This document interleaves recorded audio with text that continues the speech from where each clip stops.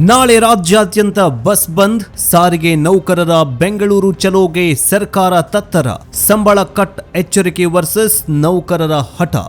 ವೀಕ್ಷಕರೇ, ನೀವು ಕೆಎಸ್ಆರ್ಟಿಸಿನೋ ಅಥವಾ ಬಿಎಂಟಿಸಿ ಬಸ್ ನಂಬಿಕೊಂಡು ಹೊರಗಡೆ ಹೋಗೋ ಪ್ಲಾನ್ ಏನಾದರೂ ಮಾಡಿಕೊಂಡಿದ್ರೆ ಸ್ವಲ್ಪ ಎಚ್ಚರ. ಯಾಕಂದ್ರೆ ರಾಜ್ಯದ ರಸ್ತೆಗಳಲ್ಲಿ ಬಸ್ಗಳು ಕಾಣಿಸೋದು ಡೌಟು. ಸಾರಿಗೆ ನೌಕರರು ಸಿಡಿದು ನಿಂತಿದ್ದಾರೆ. ನಮ್ಮ ಬೇಡಿಕೆ ಈಡೇರಿಸಿ, ಇಲ್ದಿದ್ರೆ ಬಸ್ ಓಡಿಸಲ್ಲ ಅಂತ ಹಠ ಹಿಡಿದಿದ್ದಾರೆ. ಒಂದು ಕಡೆ ಸಾವಿರಾರು ನೌಕರರು ಫ್ರೀಡಂ ಪಾರ್ಕ್ ಕಡೆ ನುಗ್ಗುತ್ತಾಗಿದ್ರೆ, ಇನ್ನೊಂದು ಕಡೆ ಸರ್ಕಾರ ಕೆಲಸಕ್ಕೆ ಬರಲಿಲ್ಲ ಅಂದ್ರೆ ಸಂಬಳ ಕಟ್ ಮಾಡ್ತೀವಿ, ಡಿಸ್ಮಿಸ್ ಮಾಡ್ತೀವಿ ಅಂತ ಖಡಕ್ ವಾರ್ನಿಂಗ್ ಬೇರೆ ಕೊಟ್ಟಿದ್ದಾರೆ. ಏನಿದು ಬೆಂಗಳೂರು ಚಲೋ? ದಿವಂಗತ ಅನಂತ ಸುಬ್ಬುರಾವ್ ಅವರು ಕಂಡಿದ್ದ ಕನಸು ಈಡೇರುತ್ತಾ? 38 ತಿಂಗಳ ಹಿಂಬಾಕಿ ಹಣ ಎಲ್ಲಿ ಹೋಯ್ತು? ನಾಳೆ ನಿಜಕ್ಕೂ ಬಸ್ ಓಡೋದಿಲ್ವಾ? ಪ್ರಯಾಣಿಕರ ಕಥೆಗೇನು? ಸರ್ಕಾರ ಮತ್ತು ನೌಕರರ ನಡುವಿನ ಈ ಹಗ್ಗ ಜಗ್ಗಾಟದಲ್ಲಿ ಗೆಲ್ಲೋರು ಯಾರು? ಬನ್ನಿ ಇವತ್ತಿನ ಈ ಡೀಟೇಲ್ಡ್ ವಿಡಿಯೋದಲ್ಲಿ ಸಾರಿಗೆ ನೌಕರರ ಹೋರಾಟದ ಅಸಲಿ ಸತ್ಯವನ್ನ ಎಳೆಯಾಗಿ ಬಿಚ್ಚಿಡ್ತೀವಿ. ಆದರೆ ಅದಕ್ಕಿಂತ ಮುಂಚೆ ಸರ್ಕಾರ 38 ತಿಂಗಳ ಹಿಂಬಾಕಿ ಹಣವನ್ನ ಯಾಕೆ ಕೊಟ್ಟಿಲ್ಲ? ಆ 38 ತಿಂಗಳ ಹಿಂಬಾಕಿ ಹಣ ಎಲ್ಲಿ ಹೋಯ್ತು? ಗ್ಯಾರಂಟಿ ಯೋಜನೆಗಳನ್ನ ಅಥವಾ ಗ್ಯಾರಂಟಿ ಯೋಜನೆ ಖರ್ಚಿಗೆ ದುಡ್ಡಿಲ್ಲದೆ ಕೆಎಸ್ಆರ್ಟಿಸಿ ನೌಕರರಿಗೆ ಅನ್ಯಾಯ ಮಾಡ್ತಾ ಇದೆಯಾ ಸರ್ಕಾರ? ಕಮೆಂಟ್ ಬಾಕ್ಸ್ನಲ್ಲಿ ತಿಳಿಸಿ. ಬನ್ನಿ ವಿಡಿಯೋವನ್ನ ಶುರು ಮಾಡೋಣ. ವೀಕ್ಷಕರೇ, ಇದು ದಿಢೀರಂತ ಹುಟ್ಟಿಕೊಂಡ ಹೋರಾಟವಲ್ಲ. ಇದರ ಹಿಂದೆ ವರ್ಷಗಳ ನೋವಿದೆ. ವಾಸ್ತವವಾಗಿ ಪ್ರತಿಭಟನೆ ಜನವರಿ 29ರಂದೇ ನಡಿಬೇಕಿತ್ತು. ಆದರೆ ಸಾರಿಗೆ ನೌಕರರ ನೆಚ್ಚಿನ ನಾಯಕ ಹೋರಾಟಗಾರ ಅನಂತ ಸುಬ್ಬುರಾವ್ ಅವರ ನಿಧನದ ಕಾರಣ ಗೌರವಾರ್ಥವಾಗಿ ಇದನ್ನು ಮುಂದೂಡಲಾಗಿತ್ತು. ಈಗ ಆ ದಿನ ಬಂದಿದೆ, ಫೆಬ್ರವರಿ 19. ಕೆಎಸ್ಆರ್ಟಿಸಿ, ಬಿಎಂಟಿಸಿ, NWKSRTC ಮತ್ತು ಕಲ್ಯಾಣ ಕರ್ನಾಟಕ ಹೀಗೆ 4 ನಿಗಮಗಳ ನೌಕರರು ಮುಂದಾಗಿದ್ದಾರೆ. ಸಾರಿಗೆ ನಿಗಮಗಳ ಕಾರ್ಮಿಕ ಸಂಘಟನೆಗಳ ಜಂಟಿ ಕ್ರಿಯಾ ಸಮಿತಿ ಈ ಕರೆ ನೀಡಿದೆ. ಅವರ ಪ್ಲಾನ್ ಏನು? ಸಾವಿರಾರು ಸಂಖ್ಯೆಯಲ್ಲಿ ನೌಕರರು ಬೆಂಗಳೂರಿನ ಸ್ವತಂತ್ರ ಉದ್ಯಾನವನ ಫ್ರೀಡಂ ಪಾರ್ಕ್ನತ್ತ ಸೇರ್ತಾರೆ. ಅಲ್ಲಿ ಬೃಹತ್ ಪ್ರತಿಭಟನೆ ನಡೆಸಿ ಸರ್ಕಾರದ ಗಮನ ಸೆಳೆಯಲಿದ್ದಾರೆ. ನೌಕರರು ಸುಮ್ಮನೆ ರಸ್ತೆಗೆ ಇಳಿದಿಲ್ಲ. ನೌಕರರು ಯಾಕೆ ಹೀಗೆ ಪ್ರೊಟೆಸ್ಟ್ ಮಾಡ್ತಿದ್ದಾರೆ? ಅವ್ರಿಗೇನು ಕಮ್ಮಿ ಆಗಿದೆ? ಅವರ ಬೇಡಿಕೆಗಳೇನು ಅಂತ ನೋಡ್ತಾ ಹೋಗೋದಾದ್ರೆ, 38 ತಿಂಗಳ ಹಿಂಬಾಕಿ, ಅರಿಯರ್ಸ್, ವೇತನ ಹೆಚ್ಚಳದ ಒಪ್ಪಂದ ಆಗಿ ಎಷ್ಟೋ ದಿನಗಳಾಯಿತು.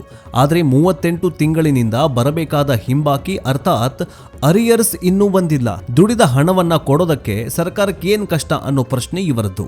ವೇತನ ಪರಿಷ್ಕರಣೆ 2024ರ ಜನವರಿ 1ರಿಂದಲೇ ಹೊಸ ವೇತನ ಶ್ರೇಣಿ ಜಾರಿಯಾಗಬೇಕಿತ್ತು. ಆದರೆ ಅದು ಇನ್ನೂ ಕೂಡ ಕಡತದಲ್ಲಿಗೆ ಉಳಿದು ಬಿಟ್ಟಿದೆ. ಬೆಲೆ ಏರಿಕೆ ಗಗನಕ್ಕೆ ಹೋಗಿದೆ, ಆದರೆ ಸಂಬಳ ಮಾತ್ರ ಇಲ್ಲೇ ಮುಗಿದು ಹೋಗ್ಬಿಟ್ಟಿದೆ.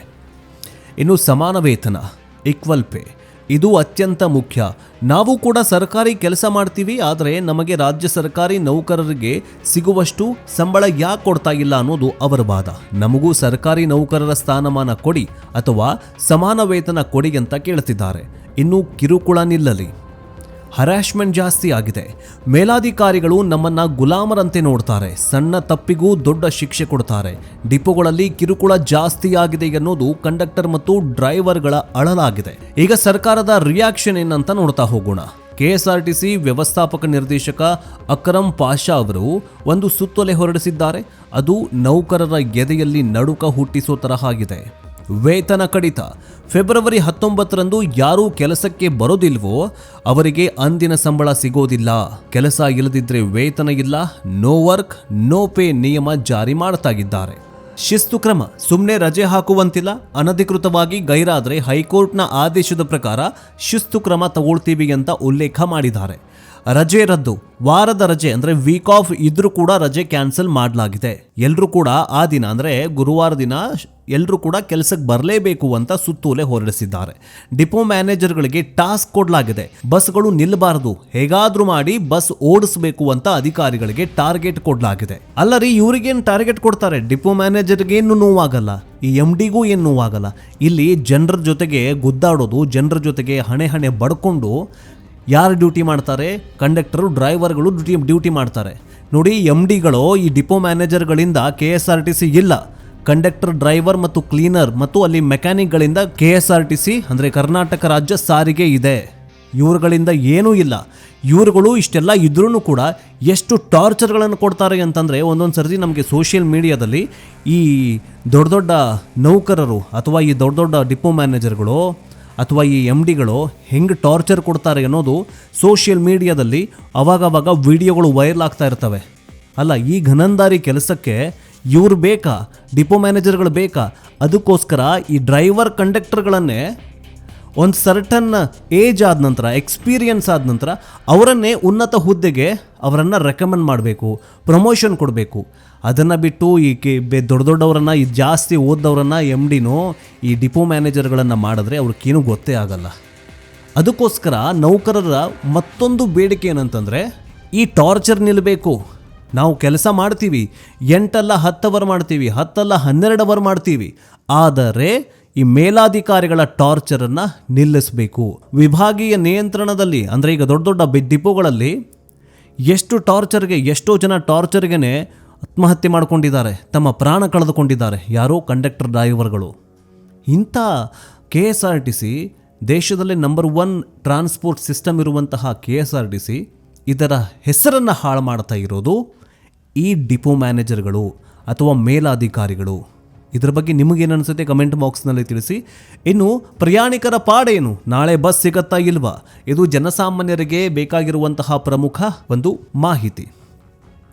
ಸಾಧ್ಯತೆಗಳಿದ್ದಾವೆ. ಸಾಧ್ಯತೆ 1, ನೌಕರರು ಬೃಹತ್ ಸಂಖ್ಯೆಯಲ್ಲಿ ಬೆಂಗಳೂರಿಗೆ ಬಂದರೆ ಖಂಡಿತವಾಗಿಯೂ ಹಳ್ಳಿಗಳಲ್ಲಿ ಮತ್ತು ಬೆಂಗಳೂರು ಸಿಟಿಯಲ್ಲಿ ಬಸ್ ಕೊರತೆ ಉಂಟಾಗಲಿದೆ.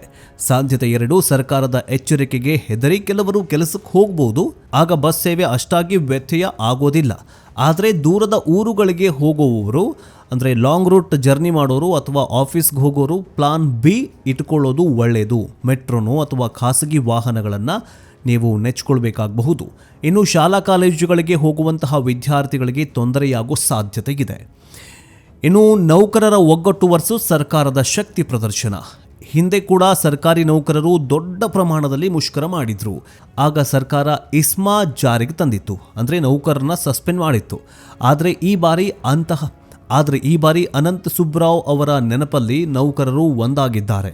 ಜಂಟಿ ಕ್ರಿಯಾ ಸಮಿತಿ ಹೇಳೋ ಪ್ರಕಾರ, ನಾವು ಬೆದರಿಕೆಗೆ ಜಗ್ಗಲ್ಲ, ನಮ್ಮ ಹಕ್ಕು ನಮಗೆ ಬೇಕು, ನೀವು ನಮಗೆ ಸ್ಯಾಲ್ರಿ ಕೊಡಿ, ಈಗ ಅರಿಯರ್ಸ್ ಇದಾವಲ್ಲ 38 ತಿಂಗಳದ ಅರಿಯರ್ಸ್ ಇದೆಯಲ್ಲ ಅದನ್ನು ಹಾಕ್ಕೊಡಿ, ಮತ್ತು ಈ ದೊಡ್ಡವರ ಮೇಲಾಧಿಕಾರಿಗಳ ಟಾರ್ಚರ್ ಕಡಿಮೆ ಮಾಡಿಸಿ ನಾವು ಕೆಲಸಕ್ಕೆ ಬರ್ತೀವಿ. ಒಂದು ವೇಳೆ ಸರ್ಕಾರ ಇವರ ಬೇಡಿಕೆಗಳಿಗೆ ಸ್ಪಂದಿಸದೆ ಹೋದರೆ ನಾಳೆ ಪ್ರತಿಭಟನೆ ಕೇವಲ ಆರಂಭ ಅಷ್ಟೇ ಆಗಬಹುದು.